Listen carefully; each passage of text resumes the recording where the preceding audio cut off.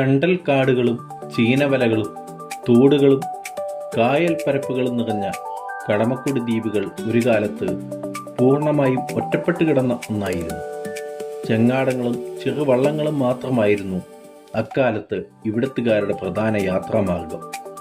എന്നാലിപ്പോൾ റോഡുകളും പാലങ്ങളും വികസിച്ചതോടെ ഇവിടെ എത്തിച്ചേരാനുള്ള സാധ്യതകൾ പല മടങ്ങ് വർദ്ധിക്കുകയും കൊച്ചിയിലെ പ്രധാന ടൂറിസ്റ്റ് കേന്ദ്രമായി ഇവിടം മാറുകയും ചെയ്തു.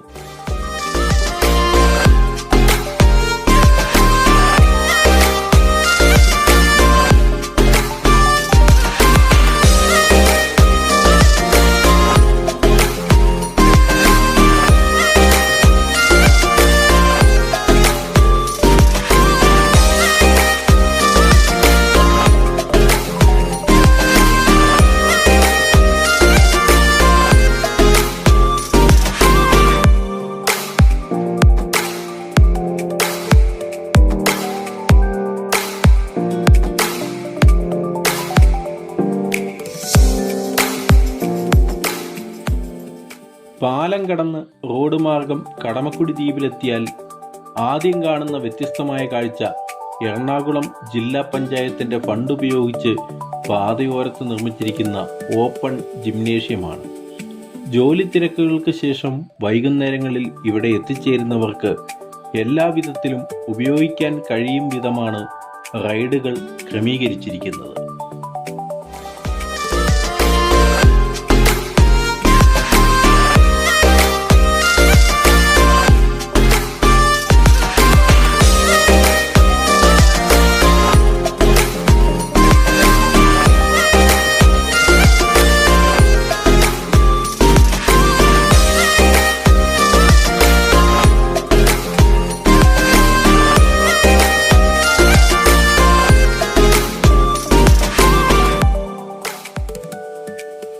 എറണാകുളം ജില്ലയിലെ കൊച്ചി നഗരത്തിൽ നിന്നും വാരാപ്പുഴ വഴി ഏകദേശം 14 കിലോമീറ്റർ സഞ്ചരിച്ചാൽ കടമക്കുടിയിൽ എത്തിച്ചേരാം.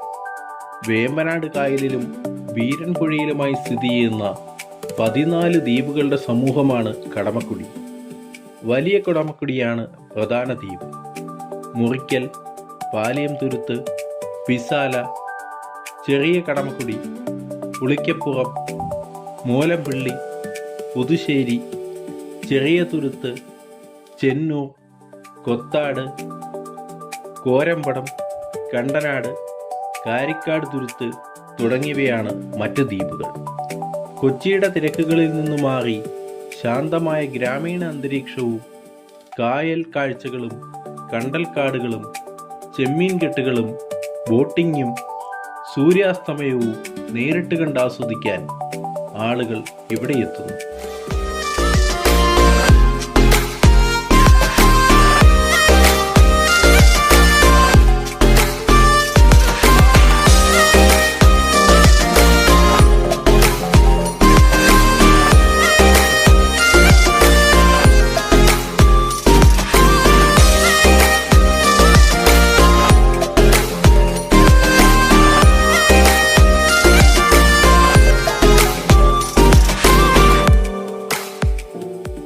നിരവധി പക്ഷികളുടെ ആവാസ കേന്ദ്രം കൂടിയായ കടമക്കുടി ദ്വീപ് ദേശാടന പക്ഷികളുടെയും ഇഷ്ടയിടമാണ്. സീസൺ മാറുന്നതനുസരിച്ച് വിവിധ ഇനത്തിലുള്ള പക്ഷികളും ഇവിടെ എത്തിമടങ്ങുന്നു. പക്ഷി നിരീക്ഷകർ പ്രഭാതത്തിൽ ഇവിടം സന്ദർശിക്കുന്നതാണ് ഉത്തമം.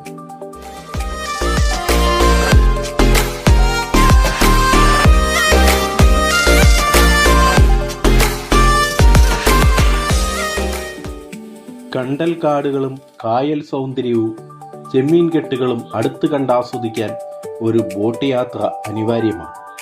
കടമക്കുടിയുടെ സൗന്ദര്യവും ആകാശത്തിൻ്റെ നീലിമയും സൂര്യാസ്തമയവും കൺകുളിർക്കെ കണ്ടുമടങ്ങാം.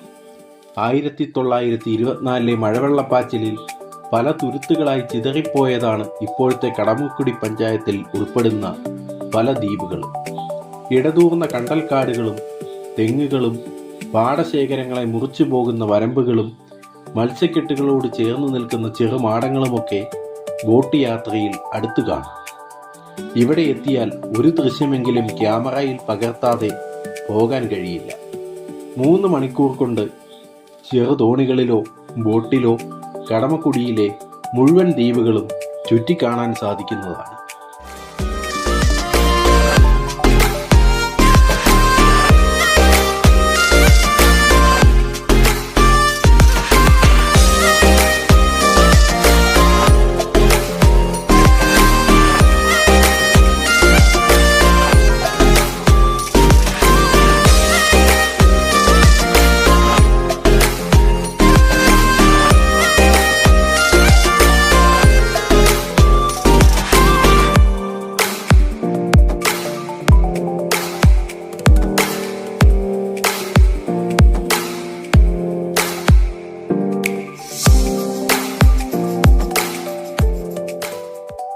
നൂറ്റാണ്ടുകളായി കൃഷിയും മത്സ്യബന്ധനവും ആശ്രയിച്ച് ജീവിക്കുന്ന ജനവിഭാഗമാണ് കടമക്കുടിയിലുള്ളത്. കള്ളുചെത്തും കയറുപിരിയിലും ഇവിടുത്തെ പരമ്പരാഗത തൊഴിലുകളാണ്. മീൻപിടുത്തം നടക്കുന്ന ചെമ്മീൻ കെട്ടുകളും പൊക്കാളിപ്പാടങ്ങളും ഇവിടെയുണ്ട്. ടൂറിസം വികസനത്തിൻ്റെ ഭാഗമായി ടൂറിസ്റ്റ് യാത്രാ ബോട്ടുകളും വള്ളങ്ങളും രുചികരമായ ഭക്ഷണം പാകം ചെയ്തു നൽകുന്ന തട്ടുകടകളും ഹോം സ്റ്റേകളും ഇന്ന് ഇവിടെയുണ്ട്.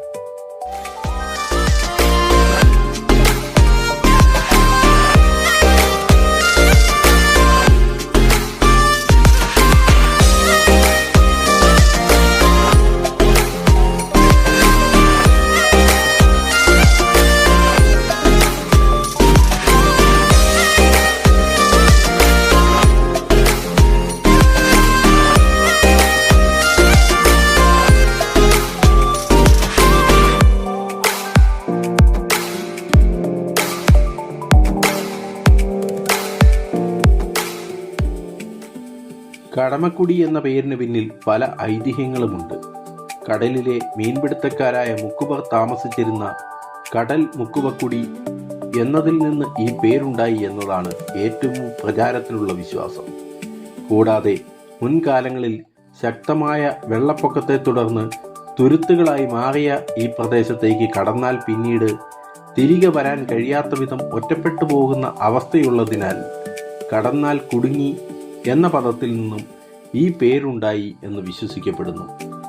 കടമൻ എന്നു പേരുള്ള ഒരു സന്യാസിയുമായി ബന്ധപ്പെട്ടാണ് ഈ പേരുണ്ടായതെന്ന് മറ്റു ചിലർ വിശ്വസിക്കുന്നു. കടമകൾ വീട്ടിയ ശേഷം മദ്യപിച്ച് സന്തോഷിക്കുന്നവരുടെ സ്ഥലം എന്ന രസകരമായ മറ്റൊരു വ്യാഖ്യാനവും ചിലർ നൽകുന്നുണ്ട്. എന്തൊക്കെയായാലും നയനാനന്ദകരമായ നിരവധി ദൃശ്യങ്ങൾ കണ്ട് മടങ്ങുമ്പോൾ സൂര്യാസ്തമന ദൃശ്യങ്ങളും കണ്ട് ഇവിടെ നിന്ന് മടങ്ങാൻ ഓരോ യാത്രികനും സാധിക്കും എന്നതിൽ യാതൊരു തർക്കവുമില്ല.